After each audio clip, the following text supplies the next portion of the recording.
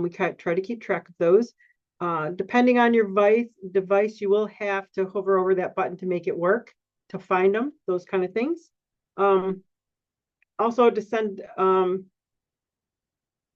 any, I think that I don't think you can select who you go to or anything for a message, just everyone. So that's how you can chat with us throughout this program. Also, if you wanted to show captions, you can go to the CC button. And then if you hover over that, click it, and there's some language. If you want a certain language to have it translated in, you can go there and you will have your translation come across your screen in the language that you speak. So just a little about our North Central region or North Central Food Safety Extension Network. We began a long time ago, and they're representatives from several different states that is considered the North Central region. And since that time, we have grown to have different little groups within our big group. And one of them is the entrepreneur group, and that is the one that you're with today.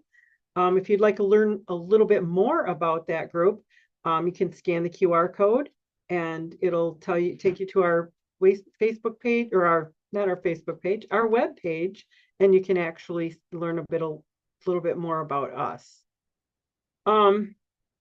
University Cooperative Extension Service, this is one of the technical assistance training certificate programs. If you scan that QR code, will take you to register for that. And it's about food safety best practices for local food entrepreneurs. And that also does come in Spanish.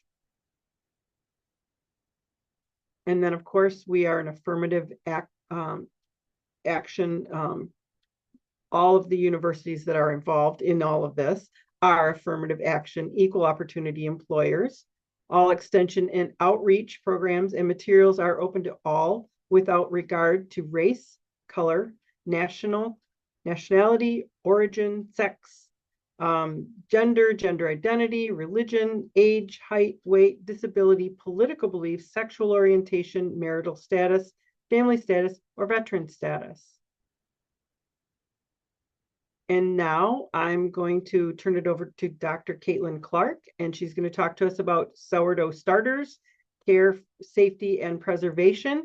And I'm very excited to learn about this. So I'm going to stop my share and let you go on with that. And there you are. All right, thank you. All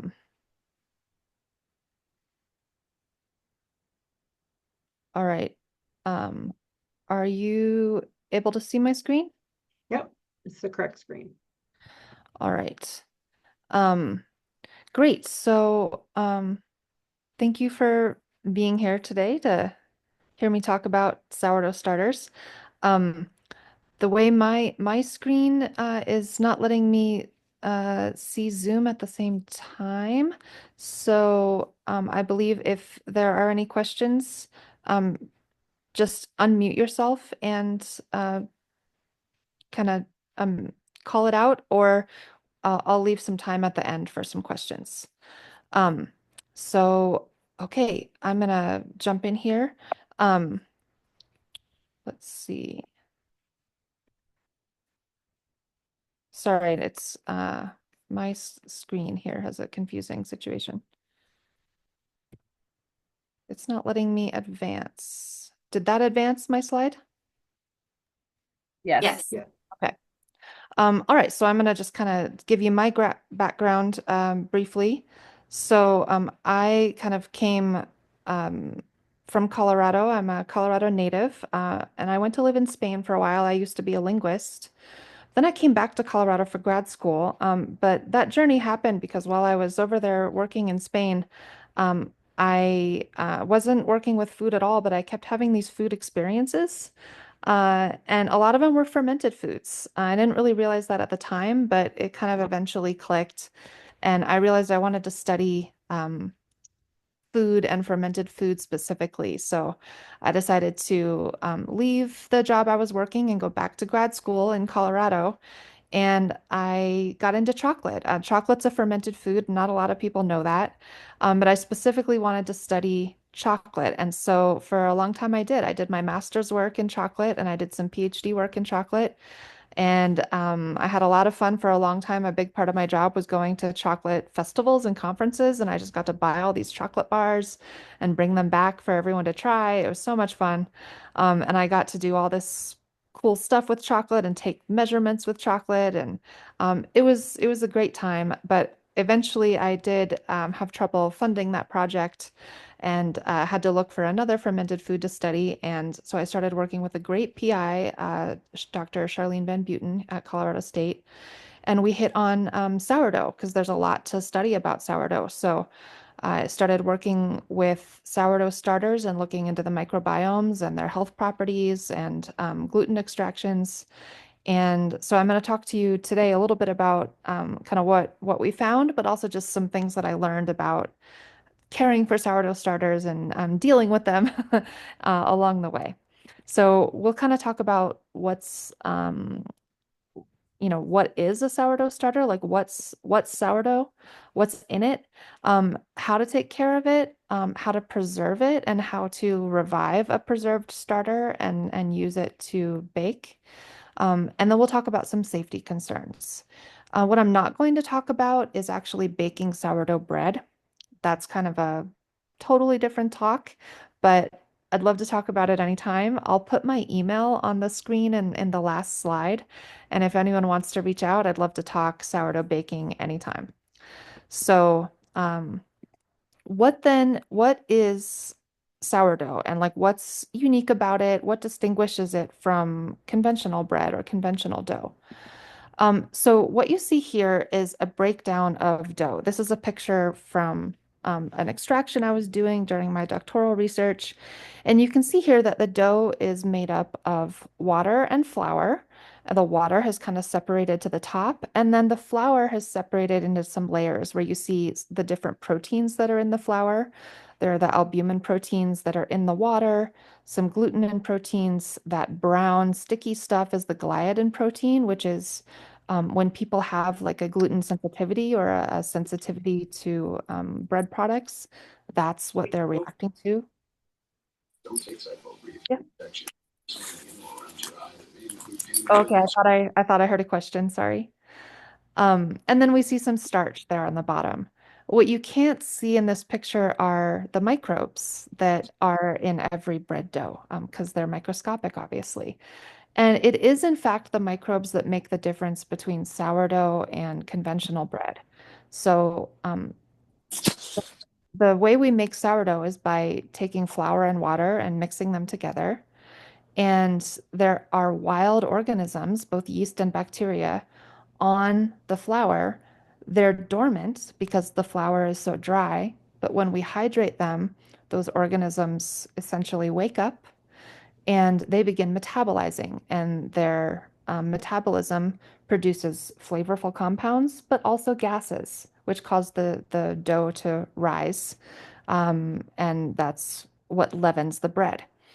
The difference with a conventional bread or a conventional dough is that in comparison, conventional bread is made with the addition of what we call baker's yeast, which is a strain of a yeast called Saccharomyces cerevisiae.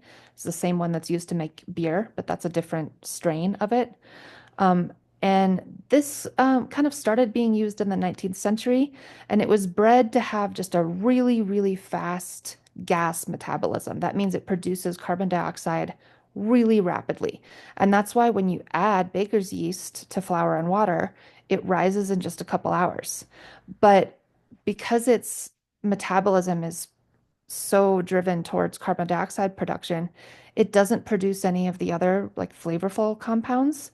And it also is really acting alone. It's not acting in symbiosis with bacteria. So with conventional dough, it goes really fast, but not much flavor. And we don't get the other benefits that come from the bacterial action. With sourdough, it goes much more slowly, but it's more flavorful, and there are some other benefits as well. So you might be asking, what are those other benefits? Well, there are a lot of health benefits. I'm not going to focus much on those today. But the team that I worked with at Colorado State University and Dr. Van Buten's lab is continuing to do some research and will soon be publishing more information about this. But we know that sourdough bread in general has kind of a lower glycemic index, generally has less gluten, has more prebiotic compounds, makes some nutrients more bioavailable. It also has some quality benefits. It doesn't stale as quickly. It doesn't mold as quickly. It has more resistant starch. And also, there are flavor benefits. People tend to like the flavor. It's just more complex. And it also has this terroir, this like geographically specific flavor uniqueness that we think of, like we associate it with wine and chocolate and other fermented products. And that's because the microbes are unique to a place. They're different depending on the location of the starter. So when I talk about the microbes and being different and the like the microbiome of a sourdough starter, what am I talking about? Oh, yeah, I wanted to mention this. A lot of people ask me about grocery store sourdough. If you go into like a Kroger or a Safeway and you buy sourdough or something labeled as sourdough, like would it still have all of these benefits? Um, so something important to understand about that is that in the United States, we don't have a standard of identity for sourdough. In other countries, they do. Like the UK is just kind of starting to put in place a definition, but we don't. So you can label something sourdough that has been fermented with conventional means like baker's yeast and just had like flavor additives added to it, usually acetic acid or acetic and lactic acid. So most of the grocery store sourdough is just like regular conventional bread dough fermented with baker's yeast, and then they add some food grade acids to make it taste a little bit more sour. So what that means is that you get some of these benefits, like because of those acids that have been added, the dough or the bread is not going to stale as quickly. Um, and it might have like a little bit more flavor complexity, but it's not going to have any of these health benefits and it's not going to have that terroir that we get from real like artisanal sourdough that has been wild fermented. And unfortunately, there's no real way to know the difference except by reading that ingredient list. All right, so going back to talking about a sourdough microbiome. I just wanted to show you this image because it shows how diverse sourdough microbiomes are. So what we're looking at here is a study that was done on over 500 different microbiome or sourdough starters from around the world. And they collected these starters and they sequenced the microbiomes. That means they looked at which microbes were actually living in these starters. And in that kind of top block there, you see the bacterial species represented. And on the bottom block, where you see a lot of brown, you see the fungal or the yeast species represented. So what your takeaway from this image should be is that um, almost none of these sourdough starters had exactly the same microbiome. There wasn't very much overlap. Some of them shared some organisms, but none of them really shared all the organisms. So every microbiome was distinct. Every starter was unique. Um, so what I did is I took, for my research, I took 20 of these starters. So from this same study, I chose 20 of them that had completely different microbiomes. Um, and you can see a picture of them here. So these were my samples. And for my doctoral research, I chose these, did some sequencing on them. So we checked the microbiome, made sure they were all different. And you can see that represented here. And then we did a bunch of analyses on the bread that we baked from these starters. And this was fun. So I had 20 different starters, and then we had to bake bread. We did it in triplicate. So we had like 70 bread loaves that we baked in one day. It was a lot. But once we had that bread made, we just did all these, we looked at kind of these basic quality outcomes. We looked at the color of the crust, and we looked at how soft the crumb was, and we looked at the pH of the bread, and just kind of your basic quality indicators. And what we found is that, and I know this is a lot of data to look at, so don't worry about the specific numbers, but we found that in everything we measured, there were two important trends. One was that the sourdough breads were all really different from the yeast, like the conventional control bread that we baked, because we did bake a control bread just with baker's yeast. And the other important thing to notice is that the sourdough breads were all really different from each other. And you can see that because in many of these charts, the height of the bars are all really different heights. Those are all those different sourdough breads. So we baked all the breads the same way. We treated them the same way, all the same conditions. The only variable was that there were different microbiomes in these starters. And they resulted in really different quality outcomes in the breads. So the takeaway here is that different starters make different breads. And I think the important thing to understand here when we're talking to the public about sourdough is that it's really hard to give advice about how to use and how to care for a sourdough starter because every starter is different. And every starter requires different conditions to achieve the desired quality outcomes. So I think maybe a better way to look at this data rather than saying different starters make different breads would be to say that different starters require different conditions to achieve the quality outcomes that we want. So like if I were to go back to these charts and we look at one, like for example, let's look at that green chart on the far right in the middle. And there we're looking at the texture of the crumb, the interior of the bread. And you can see that there were some with the very tall bars that had a stiffer, a harder crumb, and some that had a softer crumb, the ones with the really low bars.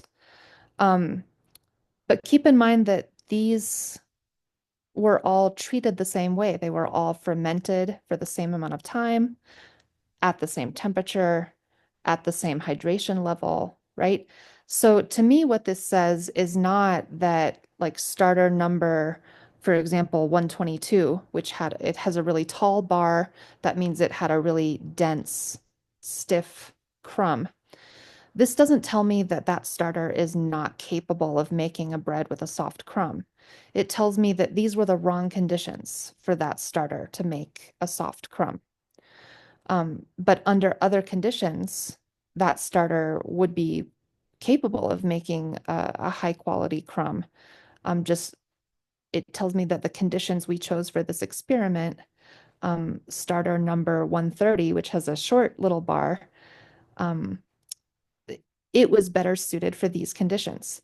So the takeaway here is that when we're trying to talk to people about how to use their starters to make high quality bread, we don't want to give recommendations that are too specific. Instead, we want to encourage them to try things that often work and encourage experimentation and really make sure we tell people that just because something works for someone else doesn't mean that it'll work for them or their starter, because every starter is different and they have to find the right conditions for their starter.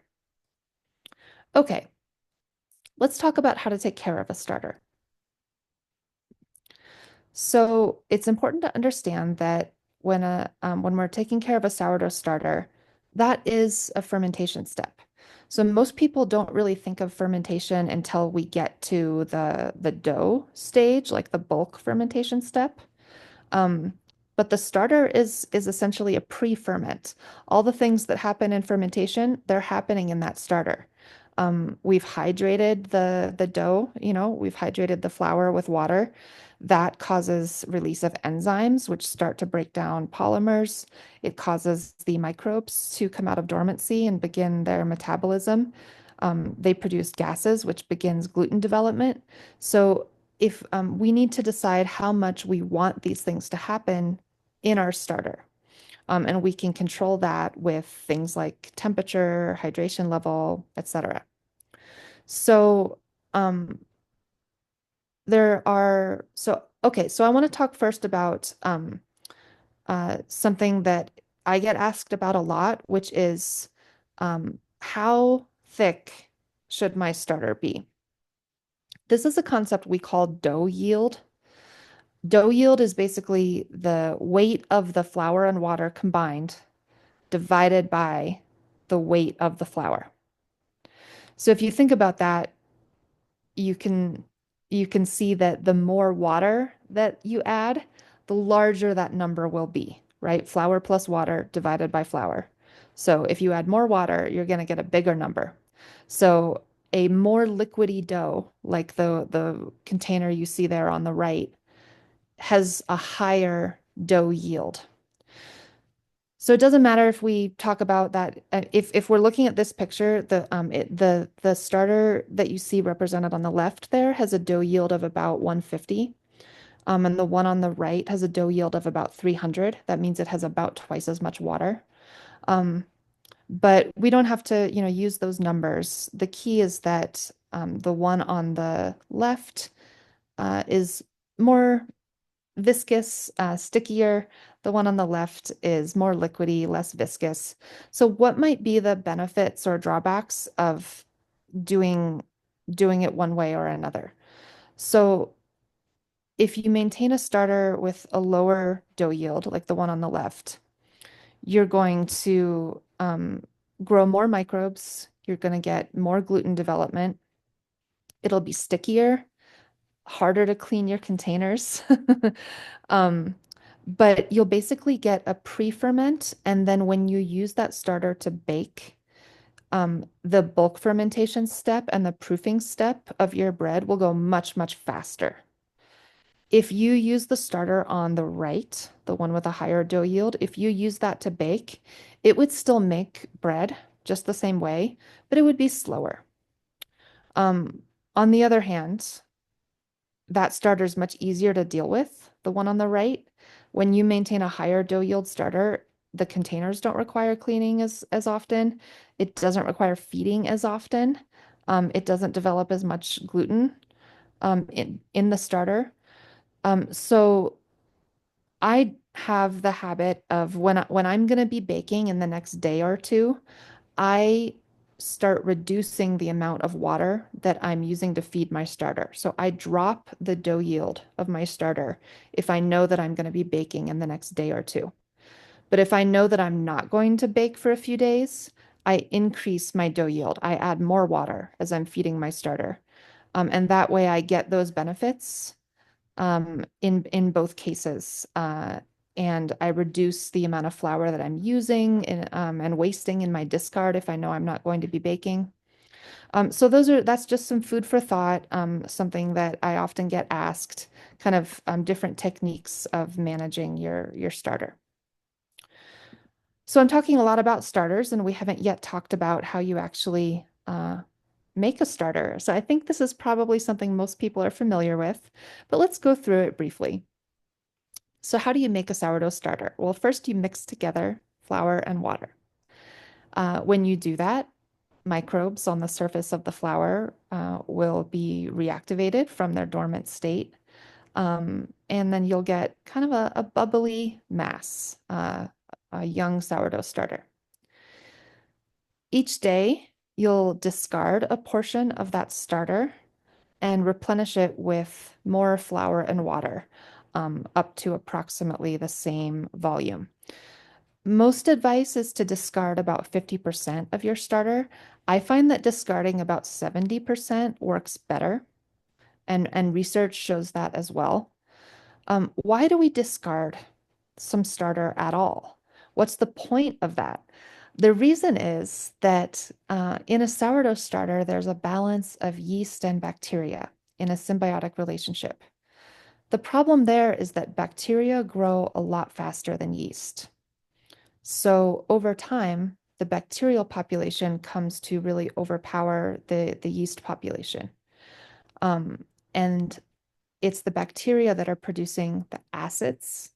And so you get an incredibly over acidified starter if your bacterial population is too high.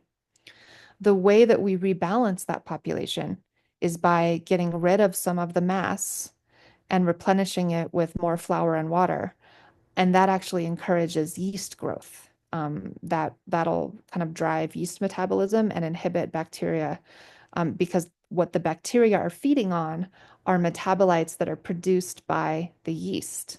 So they need the yeast to produce those first before more of them can grow. So that's why we go through this cycle of discard and feeding. That cycle is repeated approximately daily. So it's typical to have about a 24-hour feeding cycle. Some starters are really active and they're on a shorter cycle. Some starters are on a longer cycle. Again, every starter is different. But once a healthy starter is established, you can use a portion of it to mix with more flour and water, ferment that into a dough, and bake sourdough bread. But of course, you'll retain a small portion of the starter, feed that with a bit of flour and water, and that will maintain your culture for future fermentations. Let's talk next then about like as you're maintaining a starter, about safety concerns that you need to worry about. I'm going to talk mostly about starters here. I'll mention sourdough bread just briefly, um, but that's less of a concern, and also it's much easier to spot. So we'll focus here on starters. Okay, so a few safety concerns that you need to worry about. The first one is Serratia bacteria. So this manifests as either pink or orange. You can see some really good representations of it here, but this can be pretty hard to spot because when it starts, like when it's really early stage, it can be, especially if people are using like whole wheat flour or rye flour in their starter, the colors can be hard to distinguish from the color of the starter. So this one is tricky, but if you see any streaks of pink or orange, the starter must be discarded, completely discarded. There's no saving it, and the container needs to be washed. This bacteria is it's pretty common in the environment, but it infects wounds. It can also cause respiratory infections. So like even just um working with like cleaning this container and throwing out the starter, you'll want to be cautious because if you breathe this in, it can cause infections. It also causes UTIs. Um and it's a yeah, it can infect all sorts of things. So the infections are usually not like life-threatening, but they're pretty uncomfortable and they can be really harmful. So this is one you want to watch out for. So if there's any hint of pink, uh, throw that starter out and sanitize the container. Mold contamination can also happen. So just to be clear, Serratia is a bacterial contamination. A lot of people will call this pink yeast. That is incorrect. It is not a yeast, it's a bacteria. But these are molds. You can tell a mold because it's fuzzy, and they tend to be um, black, gray, green, blue, sometimes white, um, but almost always fuzzy. Common types of mold are Aspergillus mold, Penicillium species, Rhizopus species. Um, those are common, but there are others that can infect a starter. Um, and these, again, unfortunately, if you see these in your starter, uh, there's no salvaging it. The whole starter needs to be thrown out. And that's because if you see mold on the surface, that's just kind of think of it like lily pad that you see on the surface of the water, but that lily pad has roots that go under the water. Mold has, if you can see it, there are parts that you can't see. So you can't just like scoop off the part that you can see. The other concern with mold is mycotoxins. And mycotoxins are metabolites that mold produces that in humans, they can cause acute reactions. Like some people can just have a direct allergic reaction to breathing them in or to eating them or touching them. Um, they can cause like nausea and vomiting and diarrhea, but it's more common that they don't cause any immediate reaction, but they build up in the body and they can lead ultimately to like organ failure, immune compromise, even some cancers. So it is important to avoid a mold exposure when possible. So to sum up kind of the main takeaways, the things we really need to worry about can really be summarized by colors. So if you're seeing uh, black, gray, green, blue, or white, and if it's fuzzy, you got to throw that starter away and sanitize your container. And similarly, if you're seeing streaks of pink or orange, you need to throw it away and sanitize your container. Um, I'm going to transition for just a moment to talking about bread, and then I'll come back to starters. And the reason is that mold can also grow on bread. Um, it is true that sourdough bread is more resistant to um, microbial growth than conventional bread, but it'll still grow eventually. This is especially true if it's exposed to moisture and high temperatures, like if you have a warm kitchen, and if you live in a humid state. Um, and just like in the starter, um, people can have a direct allergic reaction to moldy bread, or mycotoxin exposure can be a long-term risk. Um, so the guidelines generally are that mold growth is assumed to be a risk after about 5 days. Mold growth on bread can be completely prevented, of course, by freezing the bread. So the recommendation is to freeze the bread within about 3 days or eat it within about 5 days. Um, and those are that would mold would be considered really low risk if you were to handle the bread in one of those two ways. You can get Serratia on bread, like you can get pink and orange on bread. Actually, funny story. One time I brought in some sourdough to work. I used to work at a chocolate shop and came into the factory with some loaves of sourdough bread one day, and my coworkers took some slices home. And one of my coworkers took a slice and put it in his lunchbox and was eating it later. And he told me the next day, I think that bread is really moldy. I think you did something wrong. And I was like, oh, show me. And he pulled it out and showed me. And it had like, I was like, oh my God, he's right. Because it had all these colors on it. It had blue and it had orange and it had, I was like, wow, like something really happened. Well, it turned out, long story short, he had put the bread in a bag of M&Ms and the M&Ms had melted and gotten all over this bread. And but it really looked like mold and bacteria, but it was just M&Ms. So don't make that mistake. But the point is, there can be lots of colors on bread, and it's typically mold, typically green and blue, but you can see some orange and red, and that could be bacterial, but that's a lot less common. Okay, going back to starters, there is a type of contamination that can happen on sourdough starters that's not a health risk. This is called comm yeast. You all may have seen this on sourdough or pickles and other types of ferments. So comm yeast it's not a mold, it's a yeast, a different type of fungus, and it is fuzzy.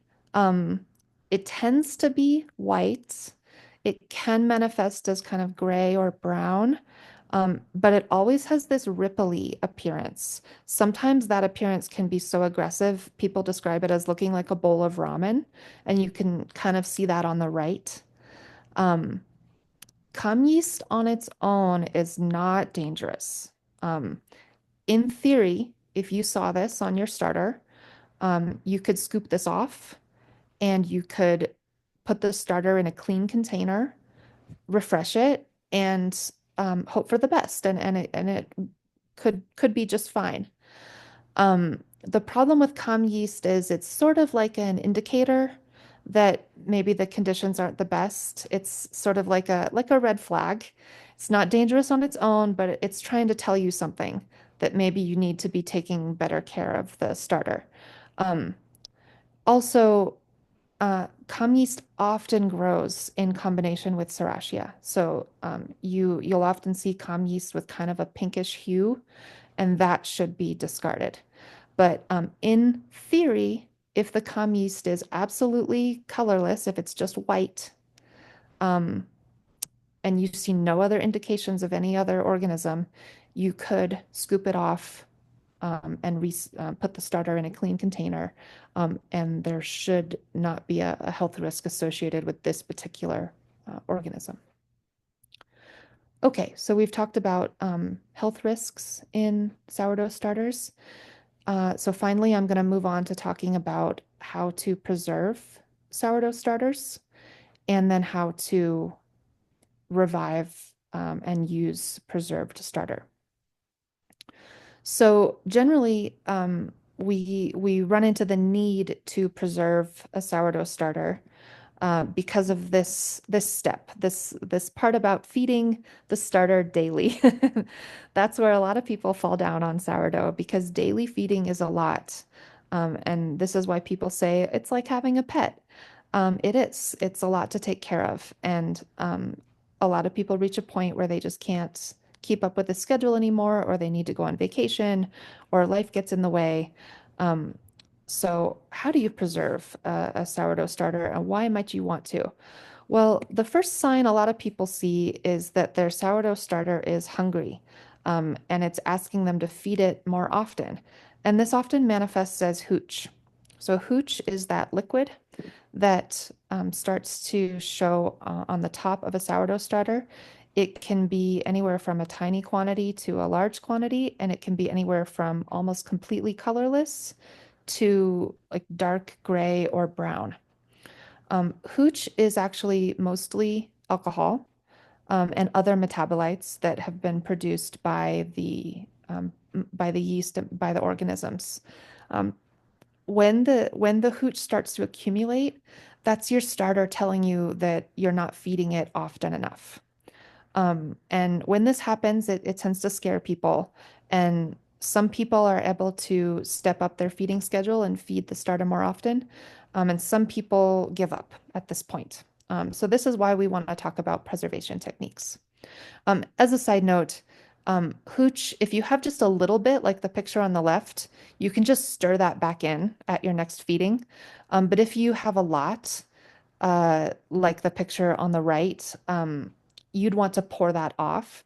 The reason is that because it's mostly alcohol, the bacteria will turn that alcohol into acid, and that starter will become over acidified. If all that alcohol is turned into acid, it'll get just way too acidic. So you want to pour that off and replace it with an approximately equivalent volume of water, and then stir that in and continue your discard and feeding cycle as normal.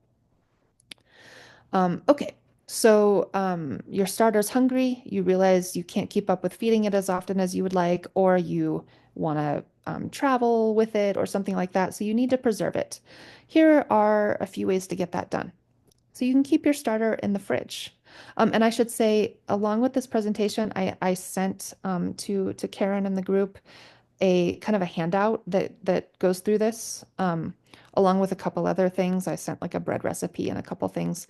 So I'm going to go through this kind of quickly, but you also should have that handout that explains how to actually go do these preservation methods and then how to revive the starter that has been preserved according to these methods. So in the fridge, you can store a starter for about 2 months. And the way you would do this is you would just kind of feed it as you normally would. Then you would put a lid on it tightly, which you would not normally do if it were on the countertop. Um, and you would put it in the fridge. You should expect it to accumulate some hooch while it's in the fridge. That's not a problem. It's going to get hungry in there, but that's okay. As long as you pull it out and feed it every couple months, it should be fine. A lot of advice says you should feed it once a week if you're keeping it in the fridge. That's really not necessary. But again, every starter is different. 2 months is a pretty typical, um, um, like a pretty acceptable timeline for most starters. Some of you may have starters which can survive longer in the fridge. There might be some starters that can't quite handle 2 months. But anyway, when you pull it out of the fridge, you just want to let it come to room temperature, um, pour off that hooch, and then feed it as you normally would. You'll want to go through, and this is pretty much true for anytime you're reviving preserved starters. You want to go through a minimum of about 3 feeding cycles before you use a revived starter to bake with. You can also store it in the freezer. You would want to freeze it at peak ripeness, so when it's most bubbly. Um, some people like to freeze it in small portions. Silicone muffin cups work really well for that. You can also just freeze it in a Ziploc bag. Just make sure that it's really well sealed so you don't get freezer burn. Um, and make sure it's labeled because you don't want to keep it in the freezer for more than a year. You will lose some organisms when it's in the freezer. This is also true when you use drying techniques. Some organisms are not going to survive that. But keep in mind that those organisms will be replenished as soon as you feed it with more flour, right? You're putting those organisms back in.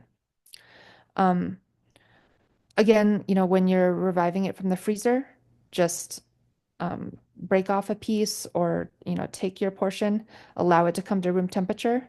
Um, Begin your discard and feeding cycle as normal and take it through at least 3 of those cycles before you bake. You can also air dry and freeze dry starter. Um, Freeze drying probably better protects uh, the organisms and the nutrients, which is less important. Um, but yeah, both in both cases, when you revive the starter, you'll want to just hydrate the dried starter with some water. Once it's fully hydrated, then you can begin feeding it. You may not see it bubble right away. It might take until the second feeding or so for it to kind of fully revive. Um, but in my lab, I use freeze-dried starter and give it to clients. And I've tested dried, specifically freeze-dried. We have a nice freeze dryer, so I usually freeze dry. And I've tested freeze drying it at different stages of like I've tested freeze drying it at peak ripeness, and I've also tested it when it's like several days over acidified. And I found that it's really flexible. It comes back to life, and you can use it to bake no matter what. Those organisms still there, and when you replenish it with flour and water in a feeding, it sort of rebalances itself. So it is always best to dry it at peak ripeness, but if you miss it by a few hours or by a day, it'll be totally fine. Your starter will maintain its character. I've put a chart here. I've kind of already gone through this. This is just for your records because I know these slides will be made available to you. And again, you should also have this on the handout. If there's any trouble getting a preserved starter to revive, there are a couple tricks you can use. One is to add a different type of flour than the one that you normally feed it with. Rye flour works really well, and this is because it just has a slightly different nutrient profile. And so you're it's kind of like giving your yeast a booster shot. You can also change the ratio of water to flour, giving them just a little extra flour can help. And also doing, like I mentioned earlier, about a 70% discard rather than 50% can be helpful. The last thing I want to mention, and I'll just go through this quickly, is that when people want to make sourdough into a business, there are some considerations that I'd like to just quickly talk through. And this will be my last slide, and then I will take some questions. So I'm sure you're all familiar with cottage food laws. Um, so I just wanted to mention briefly that selling sourdough bread is allowed in all states, but it's not always allowed to sell starter. Starter is a fresh, um, like uncooked food. You can sell dried starter, so you could sell the preserved starter, but not fresh starter. And it's also worth mentioning that the laws about, whether or not you can deliver the bread, et cetera, differ by state. So I think everyone here probably has the resources that they need to look into that. So I won't spend any more time on it. But the important point is that selling fresh starter is something that is not permitted. Then I also wanted to note here kind of the common requirements for a retail business, sourdough business. Um, there are a few things here which are not necessarily requirements in all states. Um, but like a business license and an employer ID number, you have to run any kind of business, a food service license, you have to have for any food business. Um, Not everyone would necessarily need a resale permit. Um, that's obviously just if you're purchasing, wholesale goods, and then, you'd be, that tax would then be paid by the customer. Um, I think, most people in this situation would need something like that. But not everyone. And then things like a sign permit and a dumpster permit, that totally depends on what type of facility that you're looking at. But if someone is looking to start a bakery, these are the things that they would at least need to consider whether or not they need. And then the last block here are things that your like licensing authority would ask about or would look into when considering giving you a license. Do you if you're going to be offering home pickups, do you have parking space? Do you have the right insurance for the type of business that you're going to have? So again, here, I think this is probably something, if I understand what this this group is, that you have some familiarity with. But just wanted to put this here as sort of a note when talking to entrepreneurs. So okay, so we've covered kind of what a sourdough starter is and how to care for it, basic safety concerns in a starter and bread, and how to preserve and use a preserved starter. And then just a couple quick notes here for sourdough entrepreneurs. Um, so I did want to mention that a few of these images came from my PI, Dr. Charlene Van Buten, I should say my former PI. She still does a lot of research into sourdough bread, and she asked me to mention that if anyone wants to collaborate, she really loves to connect with new collaborators. So I've put her email there on the screen if anyone wants to do some sourdough research collaboration. She'd love to hear from you. And then my email is also there on the screen if anyone would like to chat more about sourdough at a later time. So I will now come back to where I can see you at Zoom. Can you see the chat box? I can now see the Okay. chat. Well, So yeah, so I'll take some questions now and I'll try to take a look at the chat here and see what I've missed. starting the questions start with Patricia Parker. She Okay. asks if the starter is different due to flowers. Good question. So, the different flowers absolutely kind of drive slightly different microbial populations, but other things contribute to the starters being different too. So, the tools that the bakers use, the geographic location.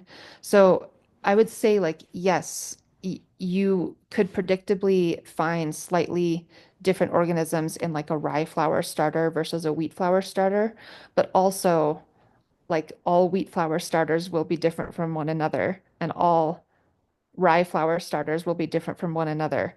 But you would probably find or this a greater degree of overlap in wheat flour starters to with each other and in rye flour starters with each other compared to wheat and rye. Does that make sense? I hope so. Um, If not, please follow up. I see a question from Melissa. How long does it take to establish a healthy starter initially? I would say like an absolute minimum of a week to go from zero to like I have something I could use to bake with, but really probably more comfortably like 3 to 4 weeks to get like a well-established starter.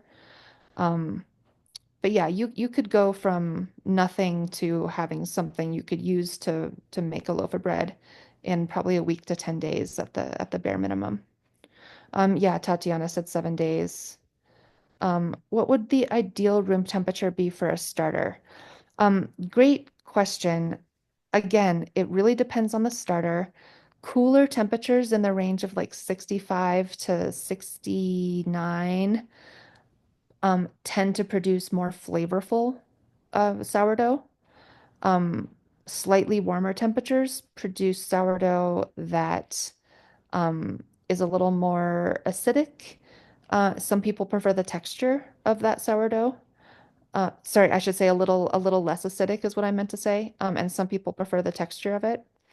Um, so I guess I would say 65 to 70, I think is probably the recommendation. But up to 75 is usually tolerable. You're just going to get different results if you get over about 70 Fahrenheit. Tatiana says 68 to 70. Yep. I've been taking it out of the fridge and using it one to times a month, and that works great. Yep, that's pretty typical. Um, Kara, um, did I answer your question about the safety? So what are the concerns with the food safety of freeze-dried starter? Is it after it's been revived? Um, or is there concern about the freeze-dried starter itself? Just to kind of explain that a little bit, in our state of Michigan, they will not allow even freeze-dried starter to be sold. And I've gathered that it's because of the re reviving it Hmm. because of the moisture and those kind of things. So just it would make it a fresh starter kind of. Yeah. I mean, I think um yeah, the laws in every state are different. I'm trying to think here in Colorado. I was gonna say it's allowed because I've seen it for sale, but I've also seen a lot of things for sale that aren't allowed. So I actually can't be sure that it's allowed here without looking at the law. But I have seen people selling dried and freeze-dried starter here.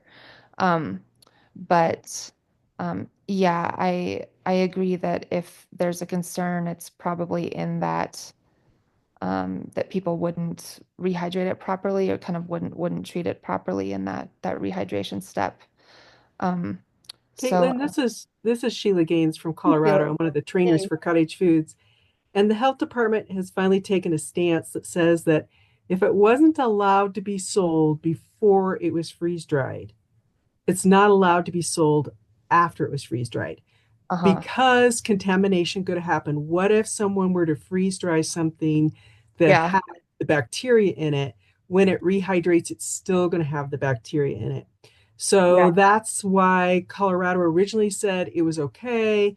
And then the health department said, wait a minute, we need to apply a universal rule in that if it wasn't allowed to be sold before as a wet, it's Mm. not allowed after it's freeze dried because you could be selling someone freeze dried bacteria that will come back to life.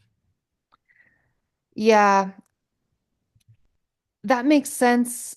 It's just different than like I can see that with like we were working with a product that used freeze-dried meats and we had to go through this whole protocol of making sure that we went through all the typical kill steps before the freeze drying, obviously, because the meats had to be food safe after they were rehydrated. But the difference with sourdough is the kill step comes after you rehydrate it. Right. Um, There are nuances for sure. And producers can always contact the health department to see if they can get a variance for their particular situation. yeah. Sheila, is that in all states then? Or was No, Colorado is more specific about certain things. There are states that allow absolutely everything from tamales to burritos to whatever. Um, it's called the Food Freedom Act or something in some states, but every state is really different. Mm. Um, Thanks. Kara, did that answer your question? Yes, thank you very much. Um, for freeze drying, I see a question from Morgan. For freeze drying, what temperature is safe to not kill the bacteria? Um, the temperature should be like, that's hard to answer again because the bacteria are different in every starter. But I can tell you that like when I preserved my starters for research, I held them at -80 Celsius and was able to revive them and work with them. Um, so that wasn't for freeze, that wasn't freeze dried. That was just in a freezer. But that's very, very cold. So again, with any time that you're applying extreme temperatures or extreme humidity environments, you'll lose some organisms. Um, Actually, some of the work that my team at Colorado State is doing now is looking at how how well a microbiome is maintained after it's treated certain ways. So, like if you freeze something and then reanimate it, or if you dry something and then reanimate it, which organisms are actually lost, and which are preserved in that process. Um, so they're looking into that now. But without being able to give you an exact number, I can tell you that it can get really, really cold, and the properties of your starter will be maintained. And that's largely because there's more than one organism doing every job in that starter. They're kind of filling these ecological niches, and more than one organism can step into the role to fill each niche. So you're likely to lose some organisms, but others will step in, and then you'll get those ones that you lost back when you revive that starter and feed it again. Kim asks, do you do your daily feeding to get your starter going? Do you discard it if it hasn't started bubbling yet? Um, Generally, like when you're building a starter, like in that first week, usually you're building the volume slowly. So in that very first week, you usually are not discarding. You don't kind of start that discard process until that after that first week or 10 days, when your starter is kind of established. This isn't something I covered, but usually you start with just a small, say, 25 grams of flour and water. You mix that together on day one, and the next day you add another 25 grams of each, and the next day another 25 grams. And maybe you do that for 7 or 10 days in a row. And then you've kind of built up a certain volume, and your starter should at that point be bubbling and starting to smell like a starter. And at that point, you probably would want to start a discard and feeding cycle. Um, Thank you so much, Renee. Um, Yes, everyone's always asking me if I play basketball, and I'm hilariously the least athletic person on the planet. So my name is just a big joke to everyone except me.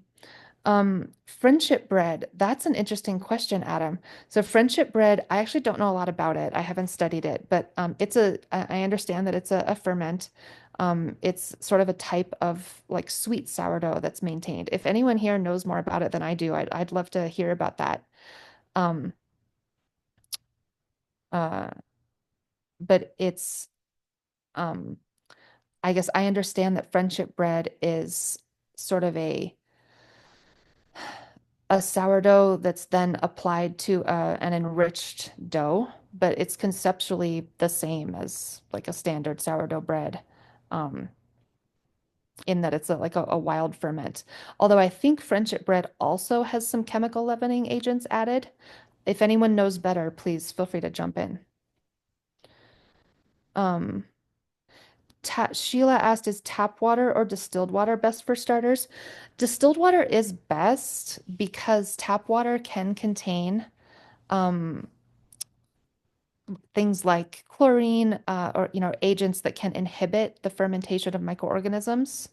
But I have to say that in practice, I have never bothered to use distilled water, and I've also never noticed much of a difference.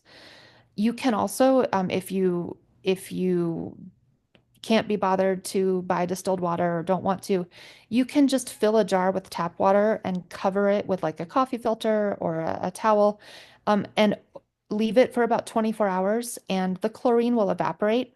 And that's a really good kind of secondary option. Um, and so I often would do that and just get like a half-gallon jar, fill it with water, cover it with a coffee filter, and then I would just use that for my feedings for the next couple of weeks. And that worked really well. But honestly, in the lab, I use tap water and it works fine. Um, I see a few more questions, but I also see that it's 11 o'clock. Should I keep answering questions or should I cut myself off here? I think if people need to leave, obviously feel free to take off. And thank you so much, Caitlin. So we will let you answer a few more questions if people have time to stick around, if that works in your schedule, Caitlin. Sure. Yeah. I'll keep Thanks. answering a couple more questions. And for those of you who have to leave, thank you so much. I've really enjoyed doing this. Um, okay, let me see. See a couple more questions here. Um,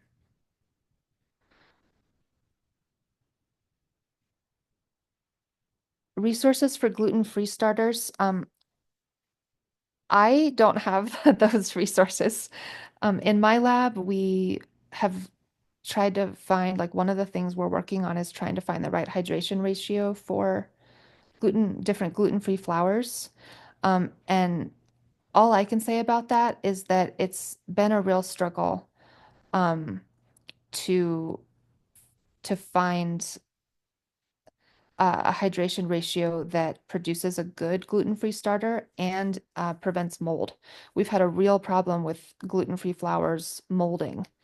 Um, and maybe we just haven't quite found the right hydration ratio or the right feeding cycle. We've had the best luck probably with garbanzo flour and coconut flour. But yeah, we've tried sorghum, we've tried everything. And it's just been a real struggle. They just don't work as well as I'm sure you'd expect. Um, so yeah, that's something I would be curious about too, if that's just not something that's been a part of my research. Let's see. Um, Sourdough bread would have less gluten. Okay, so Renee, to answer your question about gluten, um, this is something that I'm not going to cover the data in more detail because it's hasn't been published yet. But should be published shortly, so watch for that. But basically, the organisms in sourdough uh, hydrolyze the gluten proteins, like during the fermentation step. They literally chop up the gluten proteins. Now they don't render the bread gluten-free. There have been some studies where organisms that have been isolated from sourdough starters have been kind of applied in like a special treatment along with some enzymes to bread, and they have actually been able to take wheat dough and render it completely gluten-free. And people have made bread and have made pasta out of that, and it's performed pretty well in tests. Um, but I think what most people are asking is if I eat sourdough, um, and I'm gluten sensitive, will sourdough still hurt me? And this was a big part of my research, and I can tell you that sourdough overall tends to be lower in gluten, but it still has gluten in it. Otherwise, it couldn't rise and it wouldn't look like bread. And in my research, I did like a survey of people with different types of gluten sensitivities and how they reacted to sourdough bread.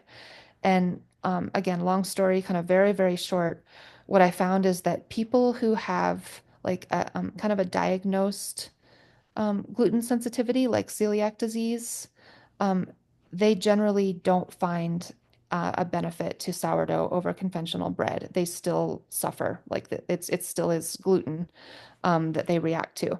But people who have other types of sensitivities to bread, they do get a lot of benefit from sourdough. And it could be because they're just less sensitive to the gluten, or they might be sensitive to some other component, like maybe the FODMAPs that are also broken down, because there are actually a lot of kind of chemical differences between sourdough bread and conventional bread, and the gluten content is just one of them. So yeah, overall it is lower in gluten, but absolutely not like safe for gluten sensitive individuals. I hope that answers your question. I see a question, unbleached, why use unbleached flour for feeding the starter? It's actually perfectly fine to use bleached flour to feed a starter. It's just that unbleached flour and whole wheat flour tend to have kind of a richer nutrient profile. And the richer your nutrient profile is, overall, sort of the healthier and broader your microbiome will be. And I think I'm getting to the end of questions here. Have there been any studies looking into the comparative safety and longevity of, let's see, of dry starters?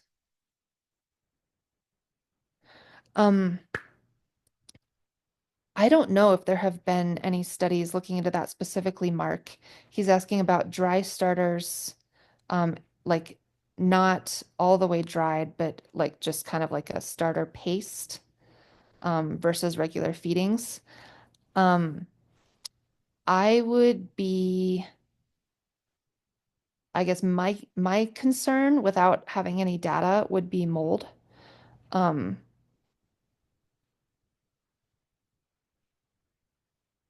it's a little hard to know what you mean by a paste. Like obviously, if the moisture and the water activity were low enough, that would make it safe. But I guess I'm sort of understanding by your question that it's not dry enough to inhibit microbial growth. Yeah, that's something that I don't know a lot about. Can sourdough lead to gas and bloating? Yes, it can. Um, People who are gluten sensitive, and people who are sensitive to other components in wheat. But I would say that on the whole, people report less bloating from sourdough than conventional dough.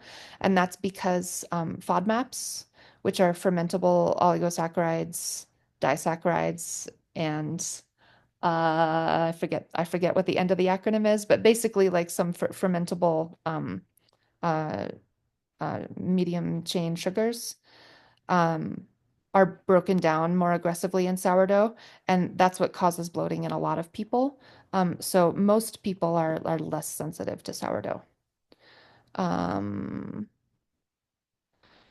And I see a last question here from Tatiana. What's the best way to proof your bread? It depends a lot on the starter. Um, but inside, I would say inside of a food safe proofing bag and at around 90 degrees Fahrenheit are kind of typical conditions for proofing. Room temperature is fine for proofing. Some people do a cold proof in the fridge. It's great for flavor. Takes a really long time though. I've always done it at slightly above room temperature and had good luck with it. But I think the key is keeping it inside of a proofing bag. Otherwise, the surface dries out and you don't get a good rise. Okay, I feel like I'm really talking way too much. I think I'll stop here. Well, Well, thank thank you you so very much. much.